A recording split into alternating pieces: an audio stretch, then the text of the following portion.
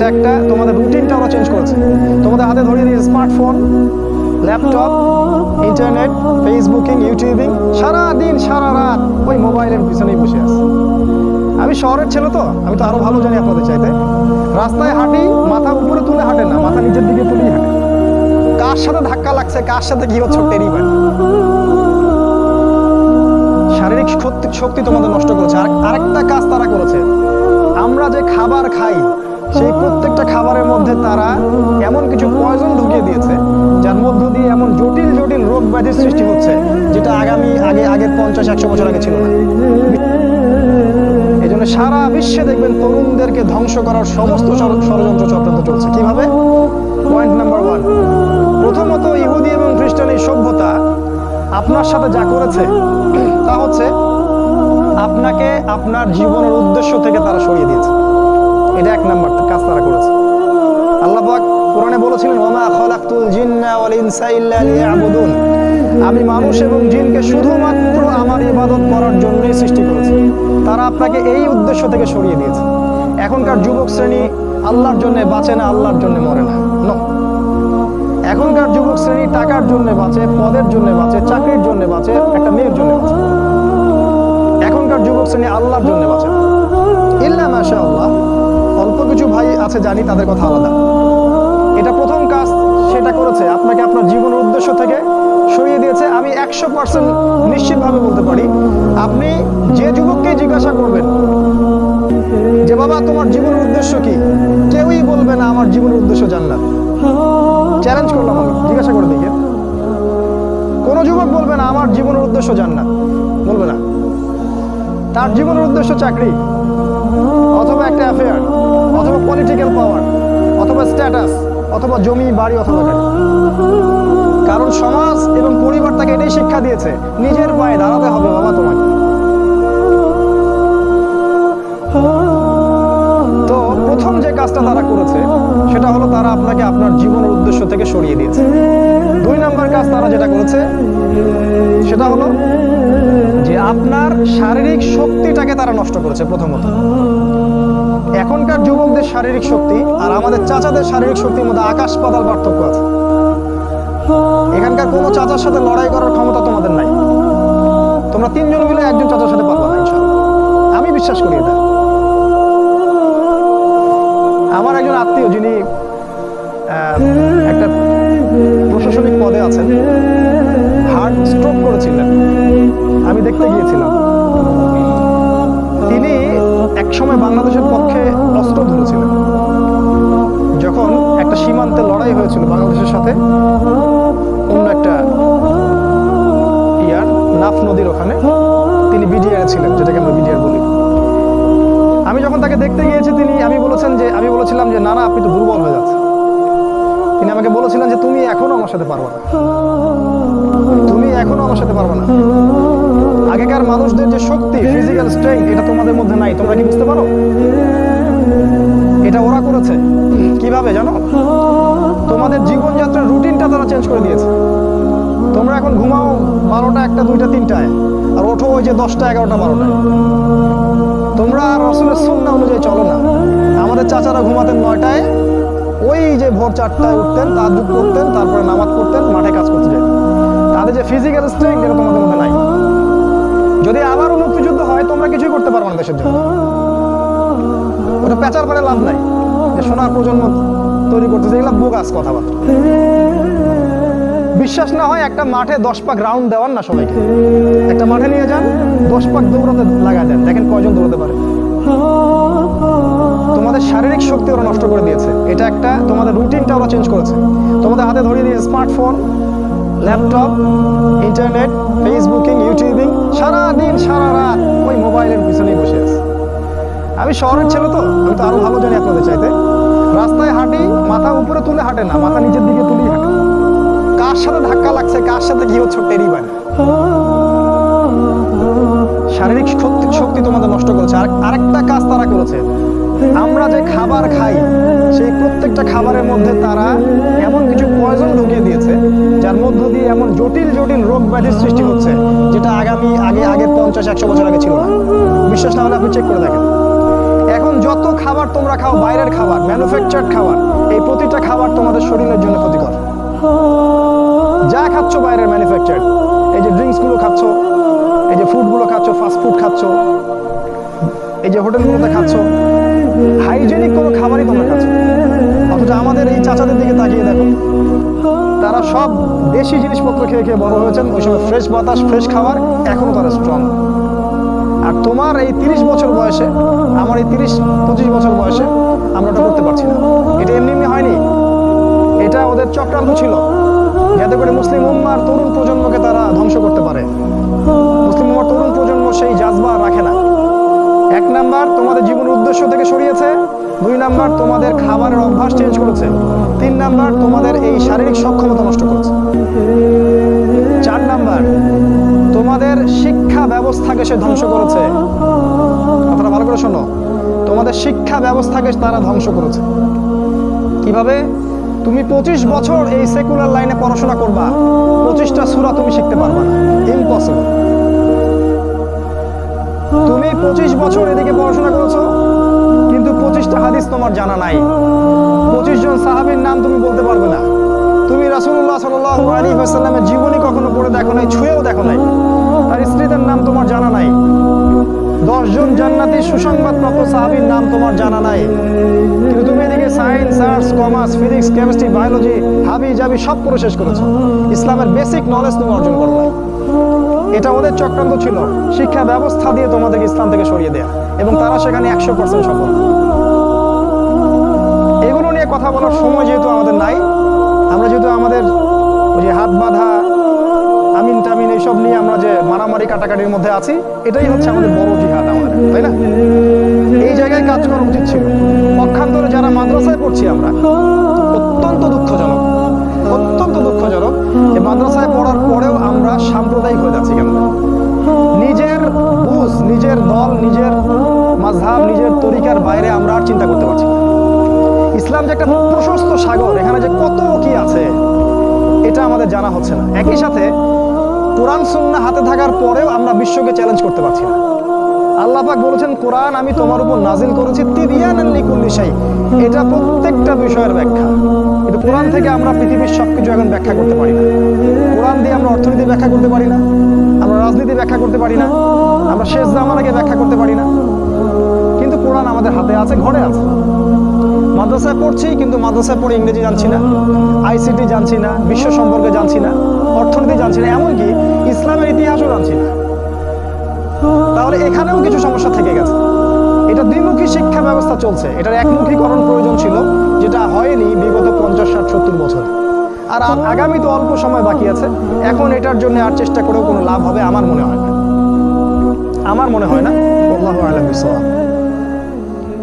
এটা 4 নাম্বার কাজ তারা করেছে, এডুকেশন সিস্টেমকে দিয়ে তোমাদের ভিতরটাকে ধ্বংস করে দিয়েছে। 5 নাম্বার, তারা তোমাদেরকে দুনিয়ার মোহে ব্যস্ত রেখেছে। 5 নাম্বার, দুনিয়াটাকে এত সুশোভিত করে তোমাদের সামনে তুলে ধরেছে, মনে হচ্ছে এই দুনিয়াই সবকিছু। আর এই দুনিয়া পূজারী কোনো যুবক ছেলেকে দিয়ে আপনি আল্লাহর পথে কোনো খেদমত আশা করতে পারবেন না, কারণ ওর পুরো চিন্তাটা দুনিয়া কেন্দ্রিক। সকালবেলা ঘুম থেকে উঠেও চিন্তা করে দুনিয়া, দুনিয়া, দুনিয়া, রাতে ঘুমানো পর্যন্ত। আলহাকুমুত তাকাসুর, আল্লাহ পাক বলেছেন, হাত্তা যুরতুমুল মাকাবির, যতক্ষণ না তোমরা কবরে পৌঁছাচ্ছ ততক্ষণ এই প্রাচুর্যের প্রতিযোগিতায় লিপ্ত আছো। দুনিয়ার সুশোভিত, এই যে দেখবে দুনিয়ার যত মোহ, এটা তোমার সামনে সহজলভ্য করা হয়েছে। অল্প টাকা দিন এত জিবি কিনুন, মাত্র এত টাকা দিন এত কিছু কিনুন। ফোন করছে মেয়ে, আপনার সাথে রিসিভ করছে, মানে নারী, এই যে অনলাইন, এই যে ইন্টারনেট, পর্নোগ্রাফি, ব্লু ফিল্ম, হারাম অ্যাফেয়ার্স, এই যে বয়ফ্রেন্ড গার্লফ্রেন্ড, এগুলোকে আপনার সামনে এত সহজলভ্য করে দিয়েছে, একটা যুবক ছেলে চাইলেই জেনা করতে পারে। তুমি যদি চাও এখনই জেনা করতে পারবে, কেউ তোমাকে বাধা দিবে না। তোমার সামনে জেনাকে এত সহজ করা হয়েছে, তুমি চাইলে এখনই মদ খেতে পারবে, কেউ তোমাকে বাধা দিবে না। আর মদের তো লাইসেন্স দেওয়া আছে আমাদের দেশে, পতিতালয়গুলো লাইসেন্সও দেওয়া আছে, কেউ তোমাকে বাধা দিবে না। এটা এত সহজ কেন করে দেওয়া হলো? অথচ মদ যদি উমর রাদিয়াল্লাহু আনহুর সময় কেউ পান করতো, তাকে 80টা বেত্রাঘাত করা হতো। কেউ যদি জিনা করতো ওই সময়, তাহলে প্রকাশ্যে ওকে 100টা বেত্রাঘাত করা হতো। কোনো বিবাহিত ব্যক্তি যদি জিনা করতো তাকে রজম করে হত্যা করা হতো। কেউ যদি কোনো ব্যক্তিকে অন্যায়ভাবে হত্যা করতো তাকেও কেসাস করা হতো, হত্যা করা হতো। এগুলো তুমি আর দেখবে না। এখন তুমি দেখবে সমস্ত পাপ সহজলভ্য হয়ে গেছে। এটা এমনি এমনি হয়নি, তারা করেছে তোমার জন্য, যাতে তোমার ভিতরের ঈমানটা চলে যায়। কারণ পাপী হৃদয় নিয়ে তুমি আল্লাহর পথে দাওয়াত ও জিহাদ করতে পারবে না। কদ আফলাহা মান যাক্কাহা ওয়া কদ খাবা মান দাসাহা। যে পবিত্র হয়েছে সে সফল, আর সে ধ্বংস হলো যার ভিতরটা কলুষিত হয়ে গেছে। তোমার ভিতরটা কলুষিত হয়ে গেছে, তোমার ভিতরে কোনো রকম চেতনাই নেই আল্লাহর পথে দাওয়াতের এবং জিহাদের। এটা ধ্বংস করে ফেলা হয়েছে। কারণ পাপ করতে করতে করতে করতে তোমার ভিতরে কালিমা লেপন হয়ে গেছে। কারণ তুমি দিনে একটা বারো আল্লাহকে বলো না আস্তাগফিরুল্লাহ ওয়া আতুবু ইলাইহি। খেয়াল করে দেখবা, কোরআন তেলাওয়াত শুনে তোমার চোখ দিয়ে কখনো পানি পড়ে না। কখনো কি খেয়াল করেছো যে কোরআন তেলাওয়াত তোমার সামনে দিনরাত করা হচ্ছে, তোমার চোখ দিয়ে এক ফোঁটা পানি বের হচ্ছে না? কেন বের হচ্ছে না? কারণ তোমার ভিতরে সেই পরিশুদ্ধ হৃদয়টা নাই, তাসকিয়া নূরটা নাই, পাপ দিয়ে ভর্তি হয়ে গেছে। 6 নাম্বার, নারীকে তোমার সামনে সহজলভ্য করা হয়েছে। নারী মেয়েদেরকে তোমার সামনে এমন ভাবে উপস্থাপন করা হয়েছে ল্যাংটা করে।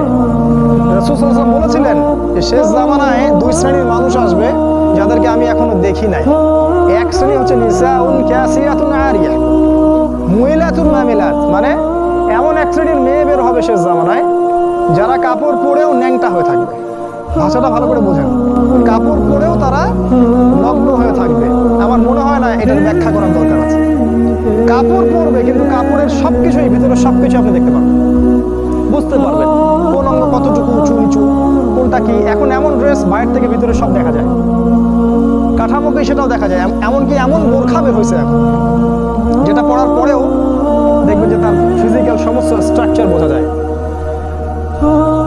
এই যে নারীরা বের হবে, এটা রাসূল আগেই বলেছিলেন। একটা হাদিস আপনাদেরকে বলি, নবী সাল্লাল্লাহু আলাইহি ওয়াসাল্লাম আরো বলেছেন যে এই মাসিহুদ দাজ্জালের সবচেয়ে শেষ অনুসারী হবে এক শ্রেণীর নারী, এক শ্রেণীর নগ্ন নারী, যাদেরকে তার স্বামী বাবা পিতা ঘরে রাখতে চাইবে কিন্তু তারা ঘরে থাকবে না, তারা বাঁধন ছিঁড়ে বের হয়ে চলে যাবে। আবার বুঝাই, শেষ জামানায় মাসিহুদ দাজ্জালের অনুসারী হবে এক শ্রেণীর নারী যাদেরকে তাদের পিতা স্বামী ভাই ঘরে রাখতে চাইবে, তারা ঘরে থাকবে না। আপনি কি বুঝতে পারছেন তারা কারা? বর্তমান সময়ে ফ্যামিলিস্ট রেভলিউশন যারা করছে এরা সবাই দাজ্জালের অনুসারী। দাজ্জাল যখন বের হবে এরা সবাই তাকে অনুসরণ করবে, অবশ্যই করবে। একটা কোভিড-19 যদি সবাইকে একমুখী করে ফেলতে পারে, দাজ্জালের ফিতনা যে কত ভয়ঙ্কর হবে সেটা চিন্তাই করতে পারবে না। একটা খালি হুঙ্কার যে মূর্তি স্থাপন হবেই, যে এর বিরোধিতা করবে তার বিরুদ্ধে রাষ্ট্রদ্রোহের মামলা দেওয়া হবে। সারা দেশের মানুষ ম্যাক্সিমামই এখন ওইদিকে অনুসরণ করছে। এই যদি অবস্থা, তাহলে দাজ্জাল যখন বের হবে তখন যে কোটি কোটি মানুষ তাকে অনুসরণ করবে না, এটা কি কোনো গ্যারান্টি আছে? বরং কোটি কোটি মানুষই তাকে অনুসরণ করবে। তোমার সামনে নারীকে সহজলভ্য করে দেওয়া হয়েছে। স্কুলে নারী, স্কুল কলেজের মধ্যে কো এডুকেশন, ছেলে মেয়ে একসাথে বসে পড়াশোনা করে। একটা মেয়ে এরকম নগ্ন পোশাক পরে আমার সামনে যদি বসে থাকে দিনে 5 ঘন্টা, কয়দিন আপনি জেনা থেকে দূরে থাকতে পারবেন বলেন তো? আজকে আপনি দেখা করবেন, কালকে নোট নিবেন, তারপরে দেখা সাক্ষাৎ হবে, কফি খাবেন, এক পর্যায়ে ঘুরতে যাবেন, ডেটে যাবেন, আস্তে আস্তে আস্তে আস্তে তার সাথে আপনি জেনায় লিপ্ত হয়ে যাবেন। এর জন্য কি শুধু ছেলেটা দায়ী? এর জন্য কি শুধু ছেলেটাই দায়ী? এই মেয়েটাও দায়ী, এই মেয়ের পরিবারও দায়ী, এই ছেলের পরিবারও দায়ী। আর সবচেয়ে বড় দায়ী হচ্ছে সে ব্যক্তি যে এই সিস্টেমটাকে লঞ্চ করেছে এই দেশের মধ্যে, যে সিস্টেমের মধ্যে পড়াশোনা করাচ্ছে, এরাই সবচেয়ে বড় দায়ী। সূরা নূরের একটা আয়াত আছে না, যে যারা মুমিনদের সমাজের মধ্যে এই অশ্লীলতা ছড়ায় তারা যেন সতর্ক হয়ে যায়, আল্লাহর পক্ষ থেকে ভয়ঙ্কর আযাব তাদের উপর আসবে। হাদিসে আসছে এমন এমন রোগ ব্যাধির উদ্ভব হবে যেটা আগে কখনো হয়নি। এই দেখেন কি হচ্ছে এখন, এমন এমন রোগ ব্যাধি আসবে অশ্লীলতার কারণে, বেহায়াপনার কারণে, যেটা আদৌ কখনো পৃথিবীতে আসে নাই। দেখেন সামনে কি হয়, আরো ভয়ঙ্কর প্রলয় আসবে ইনশাআল্লাহ, কেউ ঠেকাতে পারবে না। নবীর কথা এগুলো, বদলানোর কোনো সুযোগ নাই। তোমরা পড়াশোনা করবা, তোমাদের সামনে মেয়েদেরকে ছেড়ে দেওয়া হয়েছে। কলেজে যাবা তখন তো আরো অবস্থা খারাপ, ফ্রি মিক্সিং, যা ইচ্ছা তাই করতে পারবো তোমরা। আর সামনের দিনগুলোতে দেখবা লিভ টুগেদারকে জায়েজ করে দেওয়া হবে, এটাও হবে, এটাও দেখার বাকি থাকবে না। অন্য দেশগুলোর মতো দেখবা ছেলে মেয়ে একসাথে থাকতে পারবে, বিয়ের দরকার হবে না। এটাও হবে সামনে। মেয়েকে সহজলভ্য করে দেওয়া হবে, চাইলেই তুমি জেনা করতে পারবে। এগুলো এমনি এমনি হয়নি, ওরা প্ল্যান করে এটা করেছে যাতে তোমার ভিতরের ইমানি তেজটা নষ্ট হয়ে যায়। যার ইমানের তেজ থাকবে না, ধ্বংস হয়ে যাবে। 7 নাম্বার, তোমার তোমার প্রতি তারা প্ল্যান করেছে আরেকটা এরকম, যে তোমাকে ইসলামের মধ্যে যখন তুমি ইসলাম ফলো করতে চাইবা, কোনোভাবে যদি তুমি ইসলাম ফলো করতে চাও, তখন দেখবা ইসলামের মধ্যে এসে 1000টা দলাদলি, 1000টা। তখন তুমি কনফিউজড হয়ে যাবা যে কোথায় যাবো আর কোথায় হক পাবো। যারা ইসলামপন্থী তাদের মাঝেও তারা এমন একটা চক্রান্ত করে দিয়েছে যাতে মুসলিমরা মুসলিমদের সাথে সারা জীবন মারামারি কাটাকাটি করতে থাকে। বাস্তবতা দেখেন তাই হচ্ছে। এভাবে তারা তোমাকে ওদের গোলাম বানানোর প্ল্যান করেছে। 8 নাম্বার, রিজিক। তোমাকে সারাদিন রিজিকের টেনশন দিয়ে রেখেছে ওরা। রিজিক নিয়ে প্রতিটা যুবক টেনশন, টেনশন আর টেনশন। কি করব, কি খাবো আর কি পড়বো, কি কবে চাকরি পাবো আর কি ব্যবসা করবো, সারাদিন রিজিকের টেনশন। এই যে দারিদ্রতার ভয় আর রিজিকের ভয় দিয়ে তারা তোমাকে আল্লাহর পথ থেকে সরিয়ে দিয়েছে। 9 নাম্বার, আমি শর্ট করে বলছি, অনেক ডিটেলস সময় লাগবে বেশি বললে। 9 নাম্বার হচ্ছে যে তারা যেটা প্ল্যান করেছে, তোমার রিজিকের মধ্যে তারা হারাম ঢুকিয়ে দিয়েছে। হারাম, তুমি যে সেক্টরেই যাবা রিজিকের সন্ধানে, সেখানে গিয়ে দেখবা হারাম সেখানে যুক্ত হয়ে আছে। হয় ঘুষ থাকবে, না হলে সুদ থাকবে, না হলে প্রতারণা থাকবে, অথবা অন্য কোনো এমন কিছু থাকবে যার মধ্য দিয়ে তোমাকে রিজিক অন্বেষণ করতে হবে। চাকরিগুলোর দিকে তাকান, এখন দেখেন কি অবস্থা। ঘুষ ছাড়া আপনি চাকরি পাবেন? এটাও বিশ্বাস করতে বলেন আমাকে। আমি তো পাইলাম না ফার্স্ট ক্লাস রেজাল্ট নিয়ে। ব্যবসা করতে যাবেন, সেখানেও দেখবেন এমন এমন সিস্টেম করে দিয়েছে, আপনি চাইলেও অনেক সময় হালাল ব্যবসা করতে পারবেন। একটা হালাল পণ্যের ব্যবসা করবেন, সেখানেও হারাম তারা ঢুকে দিয়েছে। এগুলো এমনি হয়নি। আর 10 নাম্বার একটা হচ্ছে যে ইসলামিক মানে জীবনের প্রতিটা ক্ষেত্রে, জীবনের প্রতিটা ক্ষেত্র বলতে বোঝাচ্ছি আপনার ব্যক্তি জীবন, আপনার সামাজিক জীবন, আপনার পরিবার, আপনার এই যে রাষ্ট্র, বিশ্ব, ইসলামের প্রতিটা ক্ষেত্রে যে একজন ব্যক্তি হবে আপনার আদর্শ, তিনি হচ্ছেন কে? মুহাম্মদ রাসূলুল্লাহ সাল্লাল্লাহু আলাইহি ওয়াসাল্লাম। এটা কার কথা? আমাদের কথা না আল্লাহর কথা। লাকাদ কানা লাকুম ফি রাসূলিল্লাহি উসওয়াতুন হাসানাহ।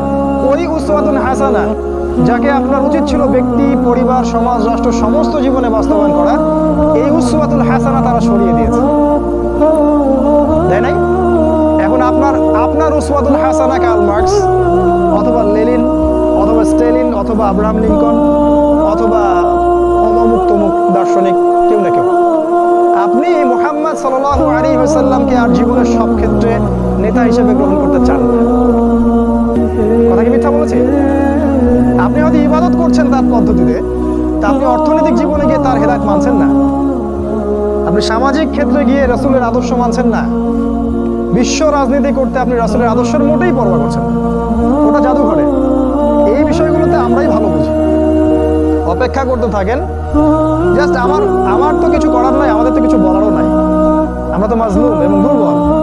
আমরা শুধু এতটুকু বলবো, আপনি just wait until you reach your grave.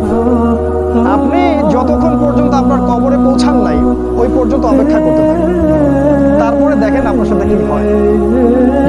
যখন ফেরেশতারা কলার ধরে তুলে প্রশ্ন করবে, মান হাযার রাজুল বুইসা ফীকুম, এই ব্যক্তি কে ছিল যাকে তোমাদের কাছে রাসূল করে পাঠানো হয়েছিল, তখন এরা কোশ্চেন কালেও বলতে পারবে না যে ইনি হচ্ছেন রাসূলুল্লাহ সাল্লাল্লাহু আলাইহি ওয়াসাল্লাম।